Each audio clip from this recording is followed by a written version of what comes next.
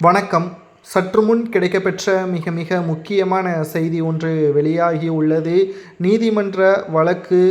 நீதிமன்றத்தில் டிஆர் பாலு திமுகவின் மிக முக்கியமான எம்பி சொத்து குவிப்பு வழக்கு குறுக்கு விசாரணை அண்ணாமலை நடத்தியதில் வசமாக சிக்கிக்கொண்டார். கிட்டத்தட்ட திமுக ஆட்சி காலத்தின் பொழுது மத்தியில் கப்பல் வழியின் போக்குவரத்து அமைச்சராக திமுகவை சார்ந்த முக்கிய நபர் இருந்ததால் அதன் மூலமாக கப்பல்களை விலைக்கு வாங்கி சொகுசான வாழ்க்கை, பல கோடி மதிப்புள்ள நிலங்களை வாங்கியது, பினாமிகள் மூலமாக சொத்துக்களை சேர்த்தது என்று வரிசையாக டிஎம்கே ஃபைல்ஸ் என்பதை வெளியிட்டிருந்தார்.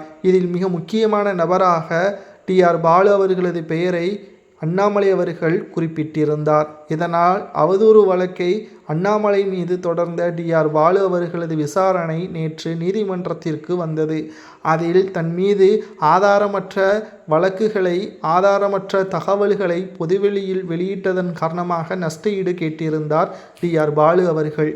ஆனால் அண்ணாமலை அவர்கள் குறுக்கு விசாரணையில் அனைத்து விதமான தகவல்களையும் வெட்ட வெளிச்சத்திற்கு கொண்டு வந்து டிஆர் பாலு அவர்கள் ஊழல்வாதிதான் என்பதையும் ஆதாரத்துடன் நிரூபித்தார்.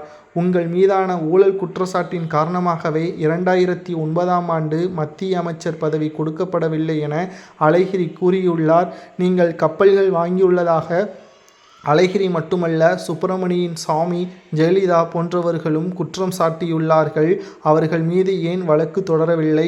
ஒரத்தநாடு அருகேயுள்ள வடசேரி கிராம மக்கள் ஒவ்வொரு ஆண்டும் ஏப்ரல் 9ஐ ஏன் கருப்பு தினமாக அனுசரிக்கிறார்கள் என உங்களுக்கு தெரியுமா?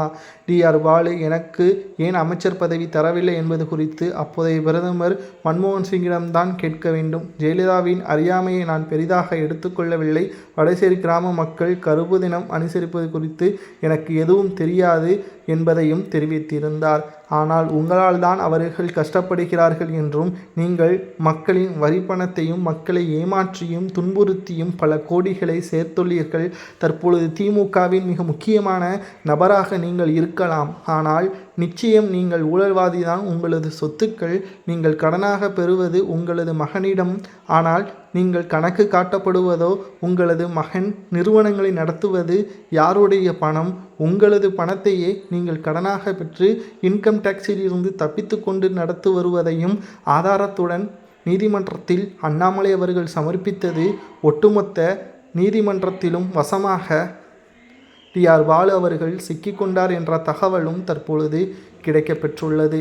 இதனால் நீதிமன்றத்தின் இறுதி தீர்ப்பும் வெளியாக உள்ளது.